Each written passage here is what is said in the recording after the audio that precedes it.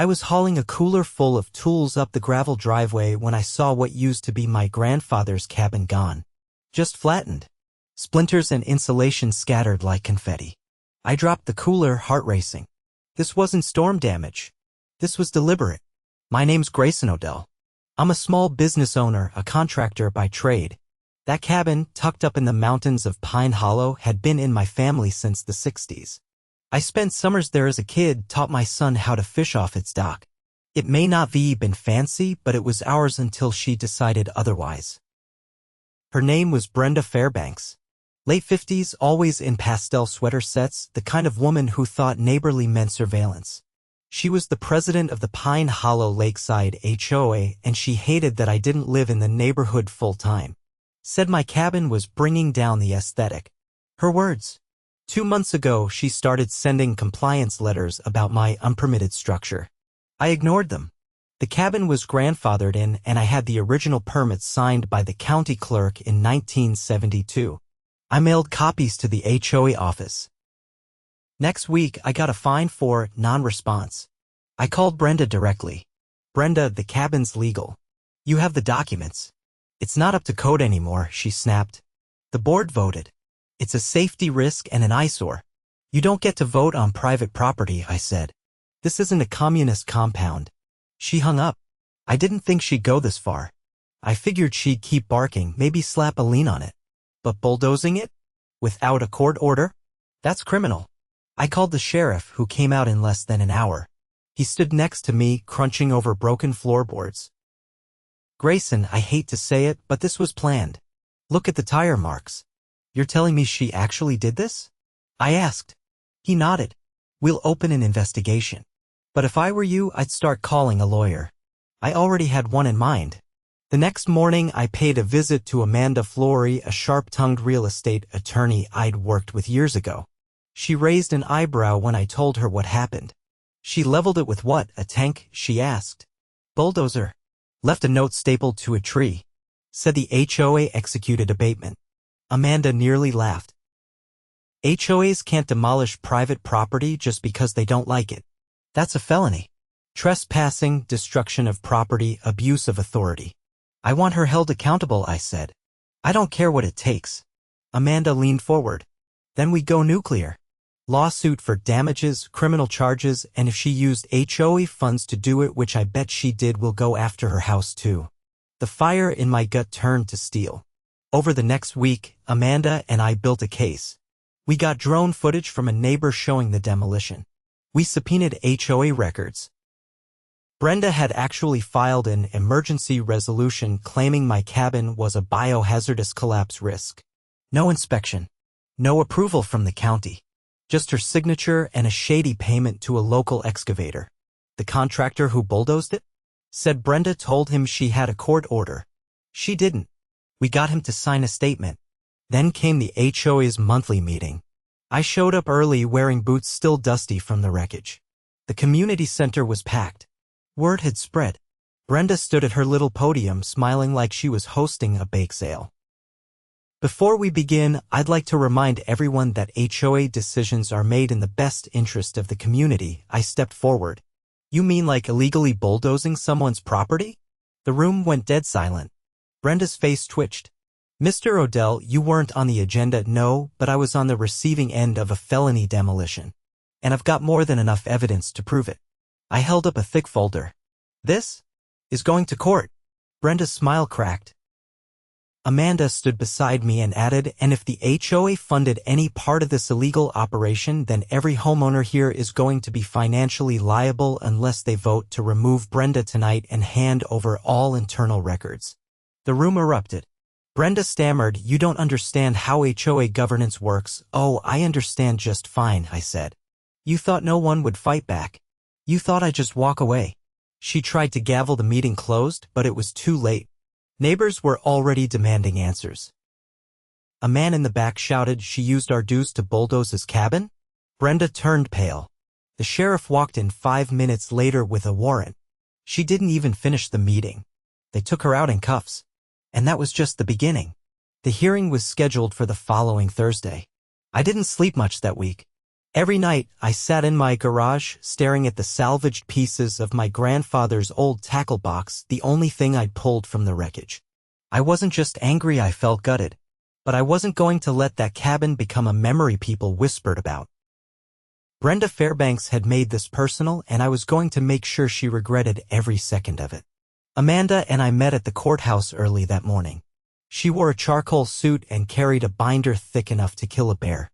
I brought the original property deed, the county's inspection records from last year, and a statement from a retired building inspector who confirmed the structure was perfectly sound. He'd been fishing with me from the dock just last fall. Inside the courtroom, Brenda looked nothing like the pastel tyrant I'd known. Her blazer was wrinkled, hair pinned back tight, and she kept dabbing her forehead with a tissue. Her attorney, some guy from a firm 2 towns over, leaned in and whispered constantly. She didn't even glance at me. The judge, a woman named Clayton, took her seat and adjusted her glasses. Let's begin with the plaintiff. Amanda stood. Your Honor, my client's property was destroyed without notice, due process, or legal justification. The defendant, acting as president of the Pine Hollow Lakeside HOA, authorized an illegal demolition of a private residence. We have evidence she misrepresented her authority, used community funds without approval, and falsified documentation to justify the action. She handed over a series of folders. The judge flipped through them slowly, her brow knitting with each page.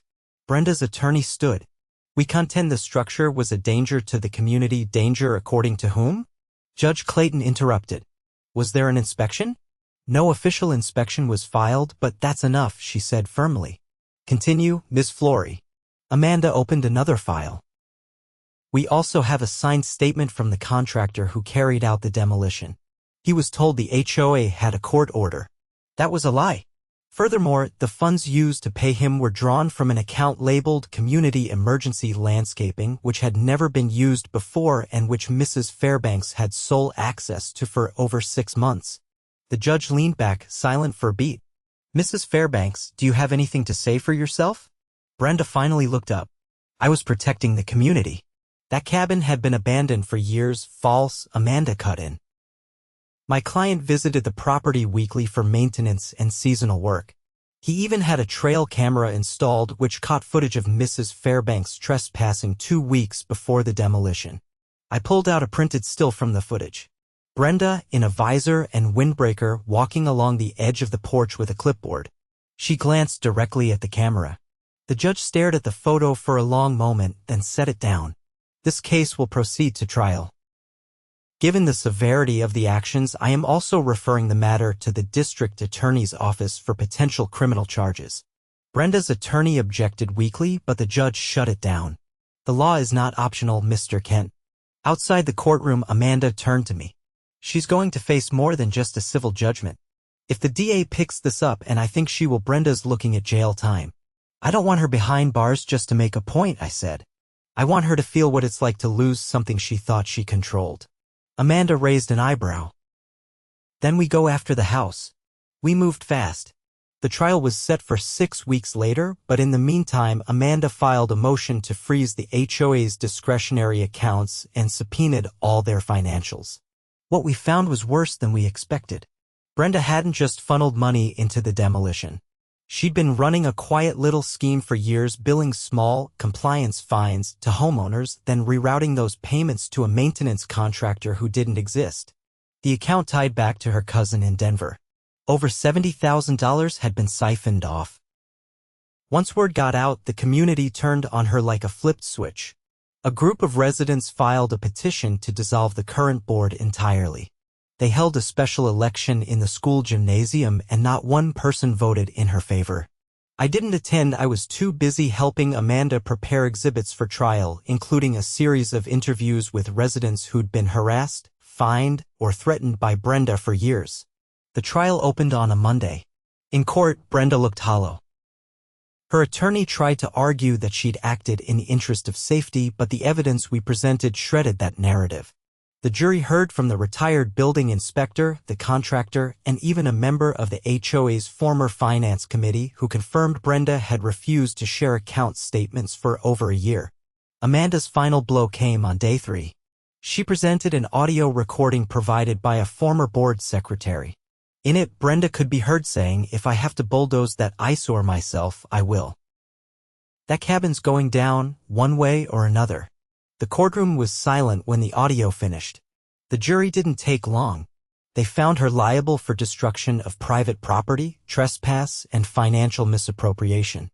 The judge awarded me triple damages, enough to rebuild the cabin and then some. But that wasn't the part that mattered. The judge also ruled that Brenda's personal assets could be used to satisfy the judgment, including her house. Amanda and I stood outside the courthouse a few days later, watching as movers hauled furniture out of Brenda's front door under court supervision. I didn't feel triumphant. I felt resolved. "Want to sell it?" Amanda asked. "Could probably make a good profit." I shook my head. "No. I think I'll donate it. Maybe to the local Veterans Transition Center. Let someone who needs it actually get something good out of this mess." Amanda blinked. "Didn't see that coming." "Neither did she," I said. As Brenda watched her belongings packed up, she never looked at me. Not once. Maybe she still thought she was the victim. Or maybe she just couldn't face the fact that the man she tried to push out now owned the house she'd ruled from like a throne. I drove up to the cabin site that evening. The land was quiet. Still raw, scattered with gravel and broken nails. But I brought a small folding chair, sat down, and opened a beer. I had a new permit in my glove box. This time, I wasn't just going to rebuild. I was going to expand. Add a workshop. Maybe even a guest house. Something my son could bring his kids to one day. The mountain air was cold, but it felt clean again. Brenda's reign was over. And Pine Hollow finally belonged to the people who actually lived there. The land where my grandfather's cabin once stood had gone quiet again. The frost had started to creep into the trees, and the lake at the bottom of the hill reflected a pale sky that looked like it hadn't fully decided whether to snow or rain. I hadn't come to reflect, I'd come to meet someone. Detective Leland arrived in an unmarked SUV. He stepped out in a heavy coat, clipboard under one arm, and greeted me with a nod. His badge wasn't visible, but he didn't need to flash it. He wasn't here to play games. "What you told me on the phone," he said, glancing around the site. "I wanted to see it for myself." I handed him a sealed envelope. "That's the rest of what you asked for. Transaction logs, email chains, and the missing contractor invoices." Brenda didn't just use HOA funds, she set up a whole shell operation. She even backdated approvals with forged digital signatures. He opened the envelope, flipping through the documents slowly. "You know, we've already charged her with criminal trespass and destruction of property. But if this holds up, we're looking at wire fraud, forgery, and grand theft. This is organized." "She didn't do it alone," I said. "She had help. The board might have played dumb, but someone else signed off on those fund transfers. I want this followed all the way through. Not just her." Leland scratched his chin. "You're thinking of her vice president?" "Name's Carl Henley," I said. "Retired insurance adjuster." He was the only other person with access to those budgets, and his signature shows up on the emergency fund disbursements. "You have proof he knew what she was doing?" I turned toward my truck, opened the passenger door, and pulled out a voice recorder. "This is from a meeting they had in Brenda's dining room," I said, pressing play. Carl's voice crackled through the speaker. "We'll just say the cabin was collapsing. Nobody's gonna drive up there to check. As long as we file the paperwork after, we're covered. I'll handle the signatures." Leland's expression hardened. "All right. This goes to the DA. Today."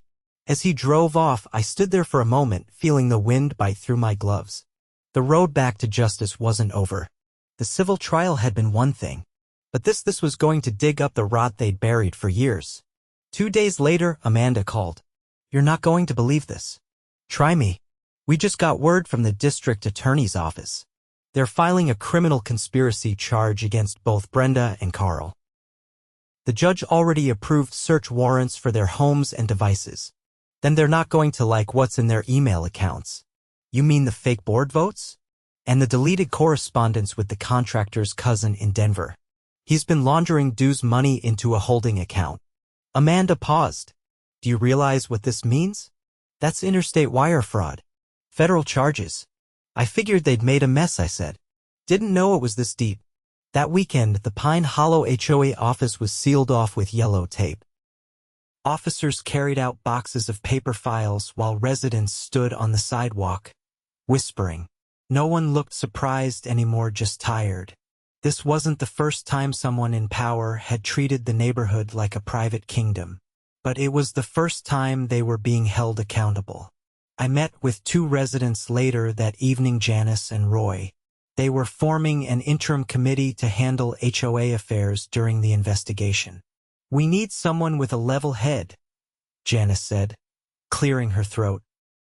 "You've already done more to protect this community than the last 3 boards combined." "I didn't do it for the neighborhood," I said. "Doesn't matter," Roy added. "You saw what was wrong and did something. That counts." "I'll advise," I offered. "But I'm not looking to run anything." "That's good," Janice said with a small grin. "Because we already asked Amanda to act as legal counsel. Amanda had told me she wanted nothing more to do with HOAs after this case. Apparently, she'd changed her mind. The following week brought more fallout. Carl was arrested at his home. Officers found a burner tablet in his safe containing spreadsheets and login credentials to the Shell accounts. The contractor's cousin, an out-of-work CPA named Bradley, flipped almost immediately, agreeing to testify in exchange for a reduced sentence. He claimed Brenda had promised him a cut of the compliance revenue. The local news picked up the story. For a week straight, reporters stood outside the courthouse, trying to interview residents. Brenda's photo taken during her arrest ran in every paper from here to the county line. Her pastel cardigans had been swapped for an orange jumpsuit. When the federal charges came in, they were no longer just facing state prison. The Department of Justice filed counts of conspiracy to commit wire fraud and misuse of nonprofit funds. The HOA wasn't just a neighborhood oversight group anymore, it was a crime scene. Meanwhile, I focused on rebuilding. I hired a team of local veterans to help with the construction. I wanted the new cabin to be better than the one before, stronger, more open, with a wraparound porch and reinforced beams. We laid the foundation in early spring. One afternoon, as we were setting the frame, a familiar truck pulled up. Matt, one of the neighbors Brenda had fined for having his mailbox too low, stepped out. "You really going through with all this?" he asked. "Didn't come this far to stop halfway." He walked around the site, nodding slowly. "Funny. She tried to erase this place. Now it's the only thing anyone talks about." "She gave me the fire," I said. "That's on her." He laughed, then offered to help install the windows. People who'd once kept to themselves were now coming together. Brenda's iron grip had created a vacuum, and the community was rushing in to fill it. The new board was sworn in that May. Janice took over as president, and one of the first things they voted on was to eliminate the power to issue fines without a formal hearing. They also added a clause requiring any major financial decision to be approved by at least 5 members, none of whom could be related or employed by one another. Amanda helped draft the bylaws. I attended the vote, standing in the back of the room, arms crossed. When the motion passed unanimously, Janice turned to me. "That's your legacy now." "I didn't ask for a legacy." "No," she said. "But you earned one." The final trial came that summer. Brenda and Carl entered guilty pleas to avoid the maximum sentence. Brenda got 5 years, with parole eligibility after 2. Carl got 3. The court ordered restitution, but between fines, forfeitures, and legal fees, most of their assets were gone. The house I now owned had already been donated to the Veterans Center, which had converted it into transitional housing for families. I didn't attend the sentencing. Amanda did. She told me Brenda didn't speak, just kept her head down as the judge listed the charges. I spent the day finishing the railing on the back porch, watching the sun set over the lake. The cabin was complete now. Cedar siding, metal roof. Inside was a wood stove, a handmade dining table, and pictures of my grandfather fly fishing in the shallows. That evening, my son drove up with his kids. His youngest, Sammy, ran straight to the dock and yelled into the water like it was a canyon. I watched them from the porch, a cold drink in one hand, the wind rustling the leaves above. The cabin wasn't just rebuilt, it was reclaimed.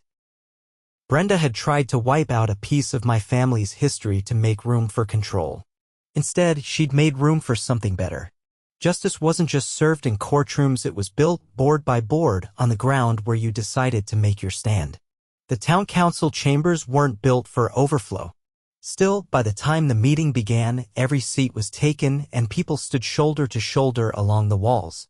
The air buzzed with that strange mix of curiosity and unease that only shows up when a long-buried truth claws its way into daylight. A week earlier, Detective Leland had called me again, not about Brenda or Carl this time, but about something they'd uncovered during a sweep of the HOA's digital archives. Apparently, that emergency landscaping fund Brenda used to pay for the demolition was far from the only slush account hidden under HOA control. There were 5 others, each with vague names and years of suspicious activity. This goes back at least 8 years, Leland had told me. And it's not just Brenda and Carl. We're talking about systemic embezzlement. It looks like they were funding private construction projects off the books, fencing, home additions, even a boat dock. The council meeting had been called to determine whether the HOA's charter would be suspended entirely and placed under municipal oversight.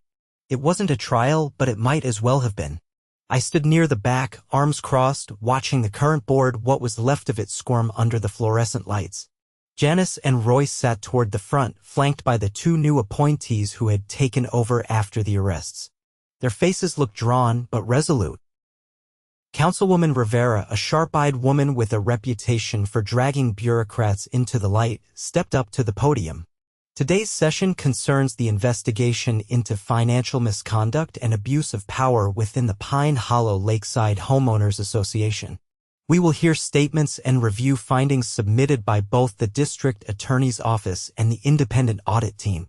The screen behind her lit up with a spreadsheet, figures dating back nearly a decade. Labeled transactions, some legitimate, most not. The ones that stood out had names tied to addresses that never filed permits. Rivera turned slightly. Mr. O'Dell, I understand you've been assisting the investigation. Would you mind explaining what you discovered? I stepped forward. When Amanda and I began digging into the demolition, we found more than just one illegal transaction. We found patterns.